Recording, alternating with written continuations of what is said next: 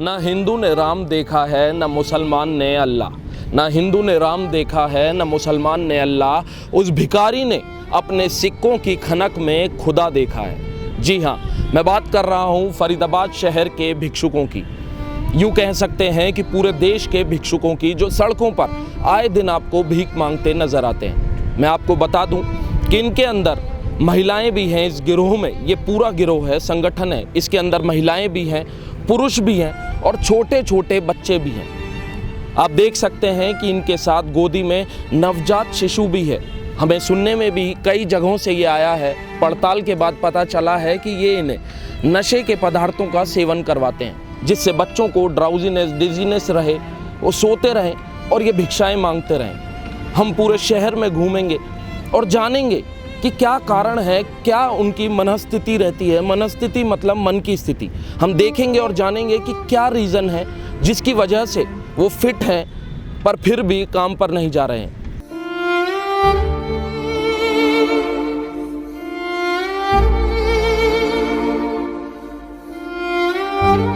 क्या नाम है आपका? कमलेश। कमलेश, क्या करते हैं आप? मैं कुछ ऐसे ही करूँगा। फरीदाबाद शहर में कितने समय से हैं? 2 साल से। 2 साल से। रहने वाले कहाँ के? गढ़वाल का। गढ़वाल। तो यहाँ पर आपका गुजारा कैसे होता है? मतलब पेट का भोजन कैसे करते हैं? ऐसे मांग के खाते हैं। आप, क्या नाम है? कविता। क्या? कविता। कविता। कहाँ की रहने वाली हो? हम मुरादाबाद। मुरादाबाद के। ये बच्चा आपका ही है? शादी को कितना समय हो गया? शादी को बच्चे हो गया 4-5 साल। 4-5 साल। पति क्या करते हैं? पति दुकान लगाता है दवाइयों की। और तुम यहीं? हम यहीं पे मांगते खाते हैं। रहते कहाँ पे हो? यहाँ पर दुकान चिंडावली। एक दिन में कितना कमा लेती हो? अरे कितना कमा लेते हैं, कोई आ जाता तो कमा लेते हैं, नहीं कोई ना आता तो कहाँ से कमाते हैं। और बच्चे कितने? 2 हैं। 2 हैं। तो तुम्हें लगता है कि बच्चों को स्कूल जाना चाहिए, पढ़ाई होनी चाहिए? अगर घर होते तो स्कूल भेजते ही बच्चों को। अब यहाँ पढ़ा है, रोड पे कैसे भेजें? कितनी उम्र है? भैया मुर्गा में तो पता भी नहीं, तम क्या जानते हैं। अच्छा, और यहाँ पर कितने सालों से हो? है तो भैया हमारी जिंदगी गुजर गई हमारी, यहाँ मांगते खाते हैं। तो मांगना अच्छा लगता है? तो भैया क्या करें, और हमारी कोई खेती बाड़ी नहीं जो हम उसको कर खा लेंगे। अब ये रोड पे पड़ा हुआ है तो ये कुछ ना कुछ तो बच्चों को पेट पालेंगे ही हम। ये बच्चा आपका ही है? हाँ। कितने साल का है ये? 9 महीने का लड़का। 9 महीने का। कितने बच्चे हैं आपके? 4 बच्चे हैं। 3 लड़की हैं, 1 जो लड़का। क्या नाम है? मीनाक्षी। मीनाक्षी। कितने साल की है? अंकल मालूम नहीं, लिखे पढ़े नहीं है। लिखे पढ़े नहीं है। तुम क्या करती हो? कहाँ की रहने वाली हो? हम रहने वाले तो जिला मुरादाबाद के। मुरादाबाद। हाँ, हमें यहाँ पर 1 साल हो गया है मांग दिखाते। लॉकडाउन में हम बाहर जाना चाहते थे मगर बाहर नहीं जा पा रहे, तो मांग के खा नहीं तो अंकल और क्या करे भैया। तुम्हें ऐसा नहीं लगता कि इस उम्र में जब तुम्हारे साथ के बच्चे पढ़ाई करने स्कूल जा रहे हैं तो तुम्हें भी पढ़ाई करने कहीं जाना चाहिए? भैया कोई खेती बाड़ी होती तो हम पढ़ते भी, और जब खेती बाड़ी नहीं तो क्यों पढ़े? ऐसा नहीं है। फरीदाबाद में कई ऐसे सरकारी स्कूल हैं जो गरीब बच्चों को पढ़ा रहे हैं और खेती बाड़ी की ज़रूरत नहीं है। मेरी भी खेती बाड़ी नहीं है पर मैंने पढ़ाई की ना।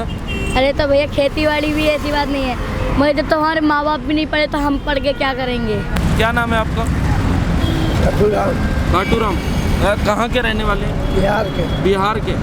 किस जगह के बिहार के? रोहतास जिला। रोहतास जिला।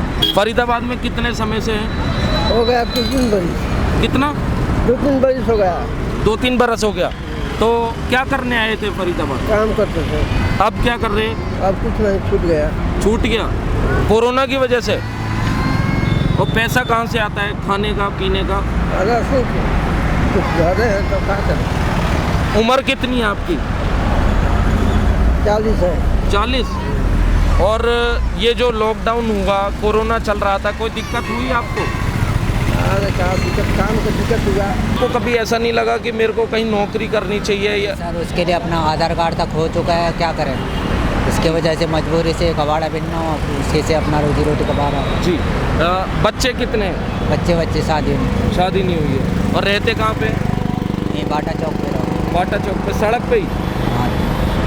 पूरे एक दिन में कितना कमा लेते हैं अंदाजन? तो सर कहाँ से कमाई होती है, 100-150 रुपये कमाता हूँ, अपना खाने में निकल जाता है बस। मंदिर, मस्जिद, गुरुद्वारों के बाहर हमें लोगों का तांता, ये गरीब लोगों का तांता हमेशा दिखता है, जो भीख मांग रहे हैं, अपने भिक्षावृत्ति में लिप्त हैं और नशे भी करते हैं। कुछ लोग खा रहे हैं, कमा रहे हैं और इनका जीवन ऐसे ही यूं ही चलता रहता है। आज मैं फरीदाबाद में हनुमान मंदिर के बाहर हूँ, जहाँ पर आज मंगलवार भी है और कई लोग यहाँ पर हैं और भीख मांगने वाले लोग उनसे ज़्यादा हैं। तो मैं दुकानदारों से बातचीत करूँगा कि इन्हें क्या दिक्कतों का सामना करना पड़ता है। आपका शुभ नाम?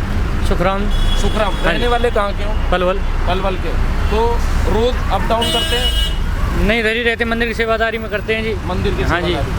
यहाँ पर भिखारी कितने हैं? यहाँ पे जी ये आज के दिन तो बहुत ज़्यादा भीड़ होती है, आज के दिन और शनिवार के दिन तो जी।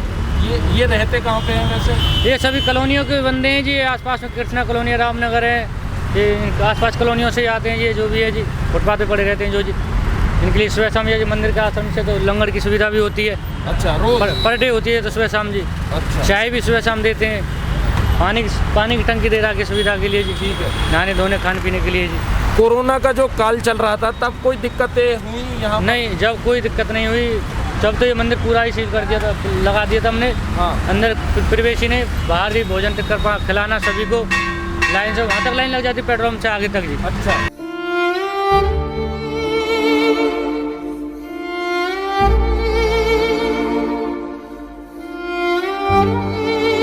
आपका शुभ नाम? सीताराम भारत। सीताराम तो मैंने कई बार नाम सुने हैं लोगों के। भारत, ये इतना रोचक सरनेम आपका कैसे है? सरनेम नहीं है, भारत नाम है, सीताराम संबोधन है भगवान का। अच्छा, आप भी सीताराम है जी। ये भी सीताराम है, कण कण में सीताराम है। कण कण में तो सीताराम। पहले सीताराम निकलेगा, फिर कुछ और निकलेगा। सीताराम। रहने वाले आप कहाँ के हैं? फरीदाबाद। इधर ही सेक्टर 20 भी। सेक्टर 20 भी। क्या करते हैं वैसे? हम यहाँ पुजारी हैं। अच्छा। संस्था है Sitaram charitable trust and foundation.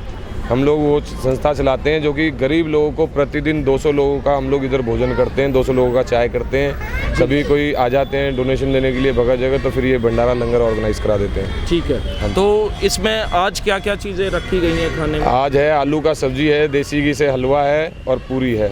जी।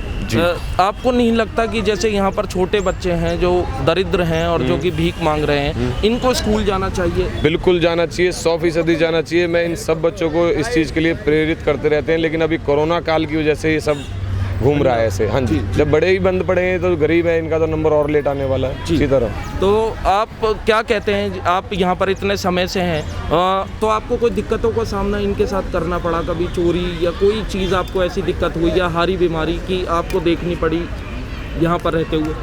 कई बार हो जाता है ऐसा। हाँ, कि कोई अगर ज़्यादा बीमार रहता है तो उनकी मदद करनी पड़ जाती है, उनको पहुंचाना पड़ता है, हॉस्पिटलाइज करना पड़ता है जी। अब कोई गरीब है बाहर, अगर वो मृतक हो गया सर्दी में, कई गरीब ऐसे थे जो कि सर्दी के कारण बुजुर्ग थे, उनकी शरीर पूरा हो गया तो उनका अंतिम संस्कार भी संस्था कराती है। ठीक। आपका शुभ नाम? शुभ नाम जी मेरा सुखबीर नाथ, ग्राम भोपानी, दयापट्टी से मैं रहने वाला हूँ जी। उम्र कितनी है आपकी? उम्र साहब मेरी कुछ 50 से ऊपर हो चुकी है जी। करते क्या हैं? पहले नौकरी करते थे कुछ, कहीं आपने? देखो, हमारा खानदानी काम बीन बजाने का है, कोई नौकरी नहीं है, कोई कुछ नहीं है। हमारे जो परंपरा से जो आ रही है तो ये बीन ही आ रही है। इसको बीन भी बोलते हैं, बीर भी बोलते हैं। अच्छा। हाँ जी। और इसको कब से बजा रहे हैं आप? इसको साहब हमारी खानदान से ये चला हुआ आ रहा है जी। इसी से हमारी रोजी रोटी है। सांप का और बीन का जी, सपेरे का मेल है, ये शुरू से हमारी खानदान से चले हुए आ रहे हैं।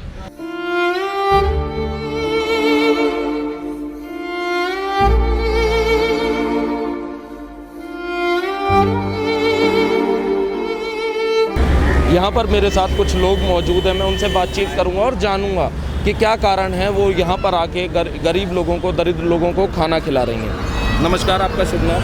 Muskan.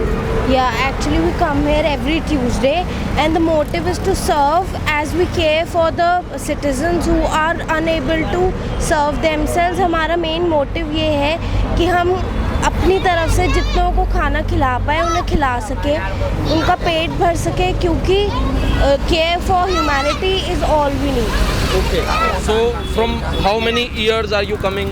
We have just started this 29 December. 29 December. Yeah. और कब तक आप करेंगी? फॉर जब तक भगवान ने चाहा तब तक। यहाँ पर आप कितने लोगों को खाना खिलाते हैं? अप्रॉक्स 60 to 70 जितने आ जाते हैं। हाँ जी। और कब आती हैं आप? Early morning on Tuesday, every Tuesday. You give some monetary amount also to them? No, only the food service. Do you think that the kids over here, they should need education? They should go to school? Education is the basic need and the necessity for everyone. Yeah. So everyone should get the basic need, that is education, so that we can prosper as a country. But सबका mindset अलग अलग होता है, तो they might not think that education is necessary. But मेरे हिसाब से education हर किसी का basic need है, जैसे food है, water है, वैसे education है for India to prosper as a country. आज मैं फरीदाबाद के कई क्षेत्रों में गया, सड़कों पर, चौक चौराहों पर और मंदिरों के बाहर मैंने आज देखा कि कई सारे भिक्षुक हैं और भिक्षा मांगने के इस व्यवसाय में लिप्त हैं। छोटे छोटे बच्चे हैं, बुजुर्ग हैं, बूढ़े बड़े बूढ़े सब इस व्यवसाय में लिप्त हैं। वो चाहकर भी काम नहीं करना चाह रहे हैं। हम आगे आशा करते हैं कि सरकार आगे आएगी और इन भिखारियों के लिए कुछ काम करेगी।